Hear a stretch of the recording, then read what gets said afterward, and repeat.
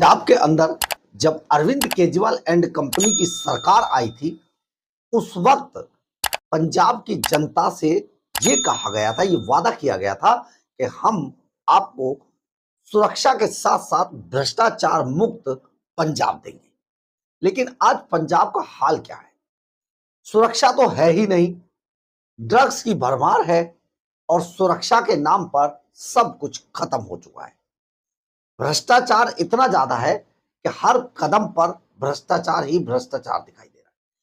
अगर हम बात करें तो डीआईजी हरचरण सिंह भुल्लर का तो मामला आपको पता ही होगा। इसके अलावा अब जब विजिलेंस ब्यूरो यानी कि पंजाब विजिलेंस ब्यूरो के दफ्तर पर छापा पड़ा और वहां पर लोग भ्रष्टाचार करते हुए पकड़े गए, यानी कि जिन लोगों के ऊपर भ्रष्टाचारियों को पकड़ने की जिम्मेदारी थी, रोकने की जिम्मेदारी थी भ्रष्टाचार को, वही डिपार्टमेंट भ्रष्टाचार में किस तरीके से अखंड डूबा हुआ था, इसका खुलासा हो चुका है। और खुलासा इस वजह से हुआ है क्योंकि पंजाब विजिलेंस ब्यूरो इतिहास में पहली बार ऐसा है कि सीबीआई को खुद आकर पंजाब विजिलेंस ब्यूरो के दफ्तर को सील करना पड़ा। बहुत बड़ा मामला है। सारे मामले से आपको समझाते हैं क्योंकि अभी कोर्ट के अंदर जब आज सीबीआई की तरफ से आरोपियों को पेश किया गया और वहां पर पेश किए जाने के बाद उनके खिलाफ जिस तरीके का 12 पेज की अपनी जो रिपोर्ट है सीबीआई ने रखी है, वो बहुत इंटरेस्टिंग है। व्हाट्सएप चैट उन्होंने निकलवाई है, उसमें क्या कहा है आपको बताते हैं। नमस्कार, मैं हूं कुमार गजेंद्र, जनपद ऑन द स्पॉट में आपका स्वागत है। हमारे एक दूसरे social media platform podcast with Kumar Gajendra में भी आपका स्वागत है, जहां आप हमें सुन सकते हैं। तो आज सीबीआई ने अदालत के अंदर इन सभी रिश्वत कांड के आरोपियों को यानी कि विकास गोयल, उसका बेटा राघव गोयल और अंकित वधवा, इनको पेश किया है। ओपी जो राणा है वो भाग चुका है, अभी तक पकड़ा नहीं गया है। जो के बड़े साहब यानी कि डीजीपी पंजाब विजिलेंस ब्यूरो, उनका रीडर है, वो भाग चुका है, उसको पकड़ने की कोशिश की जा रही है। लेकिन सबसे बड़ी बात यह है कि आखिर ये पूरा मामला था क्या और उसमें जांच में सीबीआई की में क्या सामने आया। दरअसल है क्या, सीबीआई की जांच जब चल रही थी तो उन्होंने सबसे पहले इन सभी आरोपियों के फोन के व्हाट्सएप चैट को खंगाला।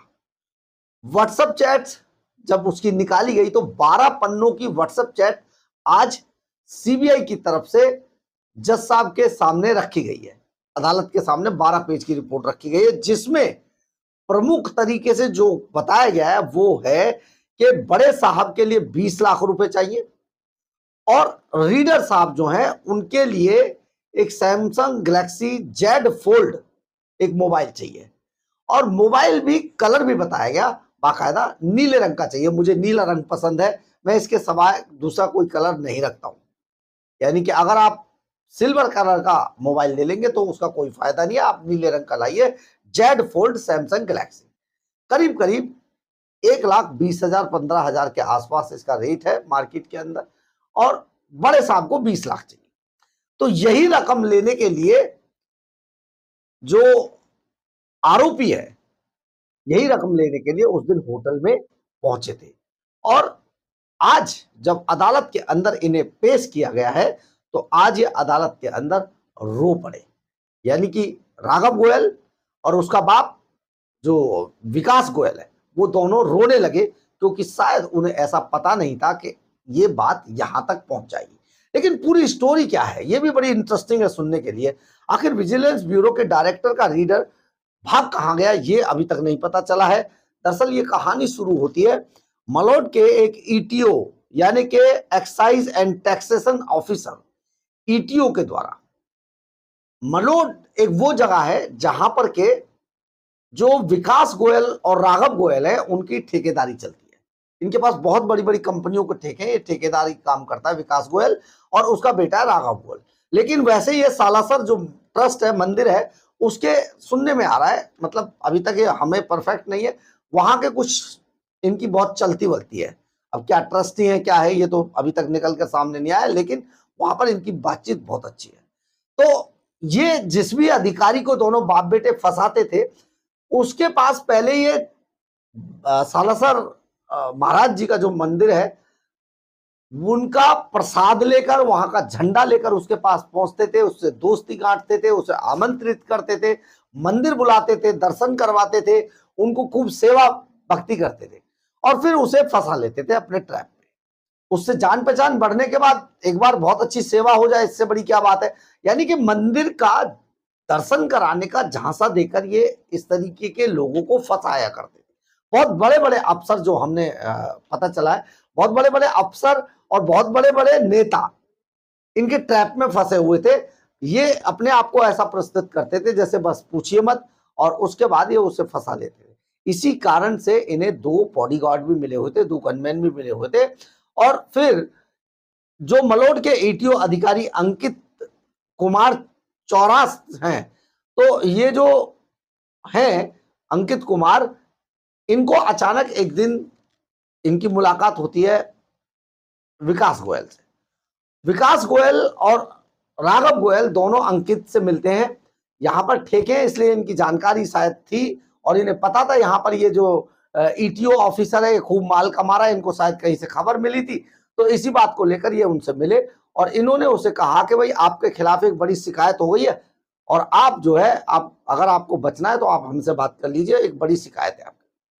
अब ये अंकित जो हैं, अमित कुमार जो हैं, ये बुरी तरीके से बेचारे घबरा गए और इन्हें समझ नहीं आया क्या शिकायत है।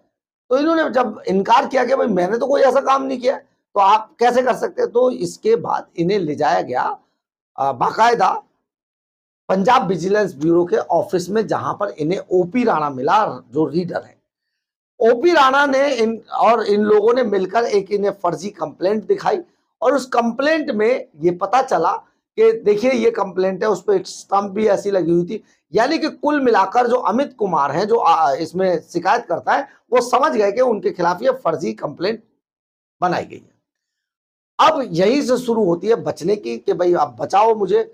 बहुत परेशान रहते हैं, अपने दोस्तों से, अपने परिवार वालों से बात करते हैं अमित, और अमित को लास्ट में ये लगता है कि सीबीआई में इसकी कंप्लेंट की जानी चाहिए। सीबीआई में जब वो कंप्लेंट करते हैं, सीबीआई अपनी तरफ से उसको पूरा ट्रैप करती है, जांचती है आखिर इस पूरा मामला क्या है। इसके बाद ये सारा मामला सुनने के बाद ये पता चलता है कि सीबीआई इनको ट्रैप करना शुरू करती है। एक आदमी सीबीआई अपना अमित कुमार के साथ भी लगाती है, जो रिश्तेदार बन के इनके साथ था, और वो लगातार इनको रिकॉर्ड कर रहा था।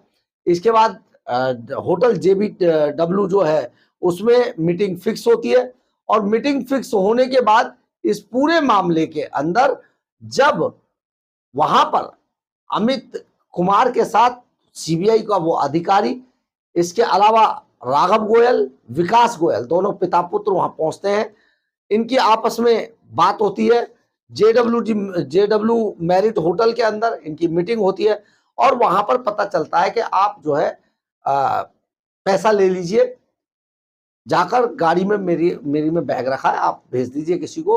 तो राघव गोयल, विकास गोयल अपने ड्राइवर अंकित को जो है भेजते हैं और अंकित जाकर जैसे ही उनसे पैसा लेता है, वैसे ही उन्हें सीबीआई की टीम दबोच लेती है।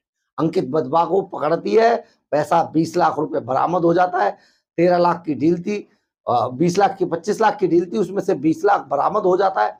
और 20 लाख बरामद होने के बाद वहां पर जब सीबीआई उसे पकड़ लेती है, तो यहां थोड़ा सा कंफ्यूजन हुआ कि उससे थोड़ी सी दूरी पर ही उनके बॉडीगार्ड खड़े थे। बॉडीगार्ड्स को पता लगता है रेड हो गई है, वो इन्हें फोन करके बताते हैं और वहां मौके से भाग जाते हैं। बस इसी बात को लेकर ये दोनों पिता पुत्र राघव गोयल और विकास गोयल वहां से भागते हैं।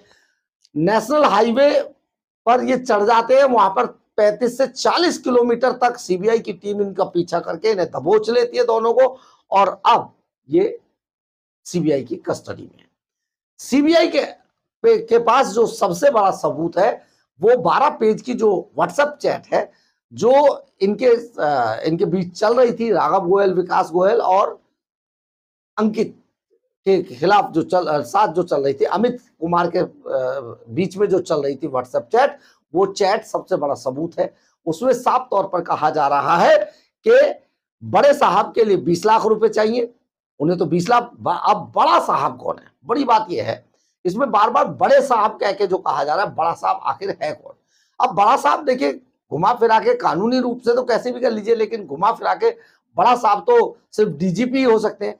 तो डीजीपी शरद सत्य चौहान इस पूरे मामले में संदेह के घेरे में, यानी कि डीजीपी शरद सत्य चौहान भी इस मामले में शामिल थे या नहीं थे, ये अभी जांच का विषय है, इसमें अभी कुछ कहना ठीक नहीं है। कई बार ऐसा भी होता है कि नीचे का जो अधिकारी है वो अपने ऊपर के अधिकारी को कई चीजें बताता ही नहीं है, नीचे बहुत सारी सेटिंग करता है और बहुत सारे लोगों से मिलता है। अब ये फर्जी कंप्लेंट का जो नौटंकी थी, हो सकता है ये ओपी राणा ने पूरी प्लांट कराई हो, यानी कि इनका जो विकास गोयल और राघव गोयल का जो संबंध है वो ओपी राणा से हो। लेकिन सबसे बड़ी बात यह बार बार जिक्र है कि आखिर बड़े साहब, तो बड़े साहब कौन है? तो ये सारी चीजें जब सामने आई हैं तो ये पूरा का पूरा स्कैंडल खुल गया है। इसके बाद सीबीआई ने, जो पंजाब विजिलेंस ब्यूरो है, जिसने एक समय पर राघव जो हरचंद सिंह भुल्लर थे, उनके मामले में उल्टा जो सीबीआई थी उसी के खिलाफ मामला दर्ज कर लिया था, वही पंजाब विजिलेंस ब्यूरो के ऑफिस पर अब सीबीआई ने ताला जड़ दिया है और शरद सत्य चौहान इसमें बुरी तरीके से उलझते हो अभी विवाद में फंस चुके हैं। आगे देखते हैं इस पर कार्रवाई क्या होती है, लेकिन अभी ओपी राणा और बाकी लोगों की तलाश की जा रही है। अभी देखते हैं इसमें आगे क्या निकल कर आएगा, जो भी निकलेगा आपको जरूर बताएंगे, क्योंकि मामला बहुत ज्यादा इंटरेस्टेड है, क्योंकि जो भ्रष्टाचारी हैं उन्हें पकड़ने वाला डिपार्टमेंट खुद ही पकड़ा गया है। इससे इंटरेस्टिंग और क्या हो सकता है। बहरहाल, अगर आपको हमारी ये खबर अच्छी लगे तो आप इसे लाइक, सब्सक्राइब और शेयर जरूर करें। कमेंट्स बॉक्स में अपनी राय जरूर लिखें, इससे हमें बहुत बहुत बहुत ऊर्जा मिलती है। जय हिंद, जय भारत।